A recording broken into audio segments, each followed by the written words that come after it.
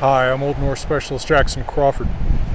I have an ongoing series on YouTube about the history of the runes, which actually began as a historical account of the alphabets in general, as most alphabets, with the possible exception of Korean Hangul, are related, that I did with Dr. Luke Gordon, and then went into a survey of the history of the runes as far as one can comment about these questions in general.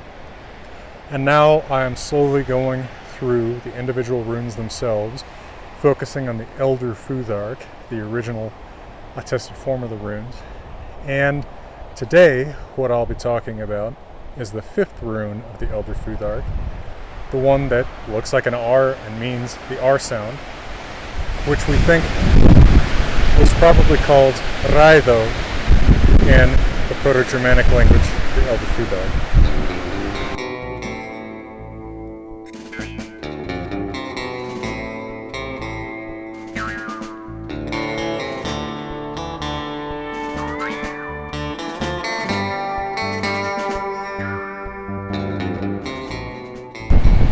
Now, people who believe that the runes originate in the Roman alphabet very often point to raido as evidence for that, because it looks exactly like the Roman letter R and has the sound of R.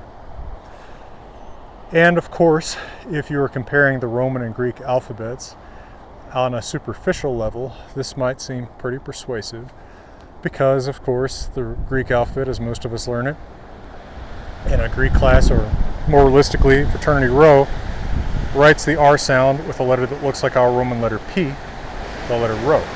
But that is to look at just the standardized Roman alphabet and the standardized Greek alphabet, and to ignore the huge variety in the Greek alphabet in the Archaic period, when there were many competing local, so-called epicoric Greek alphabets, many of which, if you look at inscriptions from the 500s, 400s, 300s BC in Greek, have the rho letter, the letter for the sound R, that looks like the Roman letter R with an extra leg. So in fact, we can't guess at all specifically where the runes came from based on the letter raido, because it could be from just about any Greek, Roman, or Greek or Roman derived source. The Romans themselves got their letter for the R sound with an extra leg relative to rho long after they had first adopted the alphabet. If we look at the earliest Latin inscriptions, like the Duenos inscription from about 600 BC, it actually has a rho-looking, P-looking R, as do Etruscan inscriptions, at least all the ones I've ever looked at from the 500s to 200s BC. So the Romans at some point adopted this letter independent of the Etruscan source for most of their alphabet. So with even that model, the Romans combining different influences on their own alphabet, we just can't say for certain where raido comes from. Could be a Greek source, could be a Roman source, could be some intermediate source between Greeks and Romans or Etruscans or what have you. But there's still interesting things to be said about the history of this letter within the runic alphabet. I'm going to give you a quick word from my friends and partners at Grimfrost, and then I'll come back, and if I'm not blown away, I'll tell you some more about that.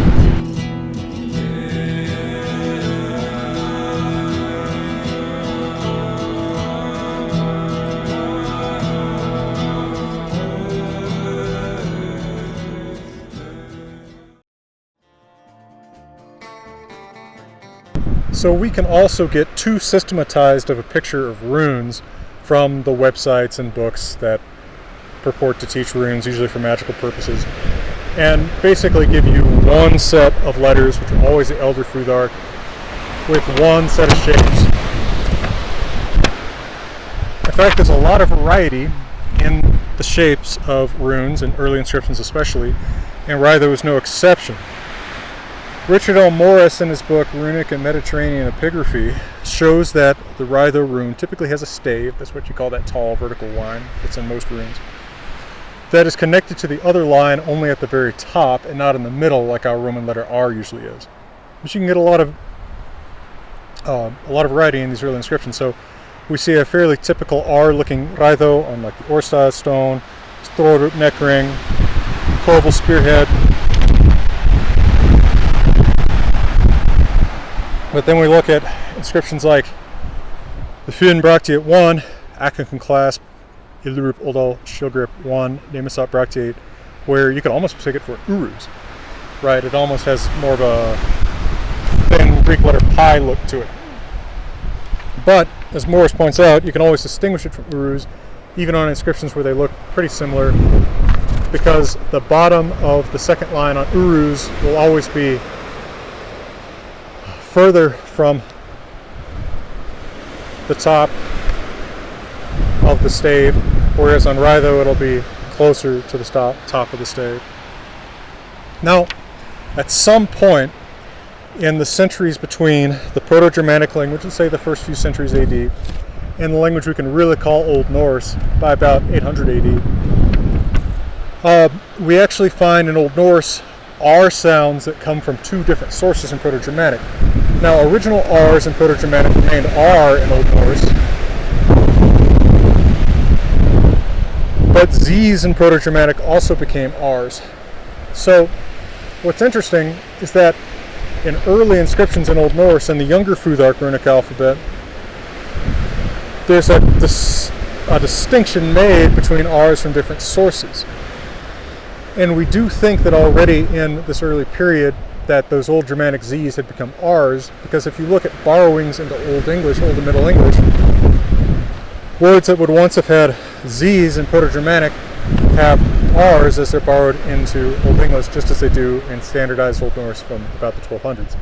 Good example of that, the Old Norse word anger, sorrow as we know it from classical Old Norse in Iceland in the 1200s, is borrowed into English as anger, but that R comes from an old Z. So you would have expected the English borrowing to be like ongs or something if it still was a Z in Viking Age Old Norse in England. Alright.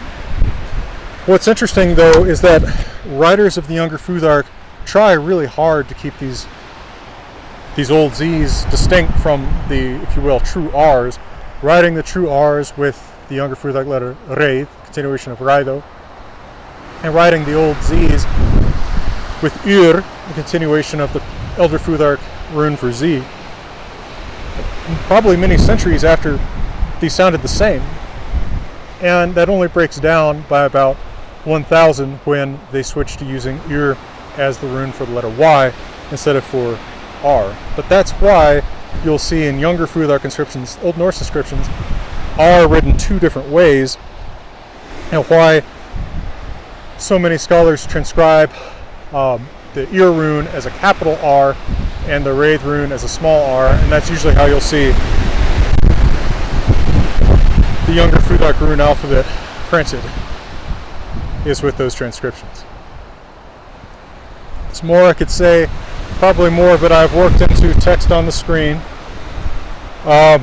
More examples and such for you. Boy, it is almost hard to stand up in this wind. But I hope that you all know that when I wish you all the best, I genuinely mean it. I do wish everyone well, regardless of what you might think. So from beautiful, extremely windy Colorado, let me wish you all the very best.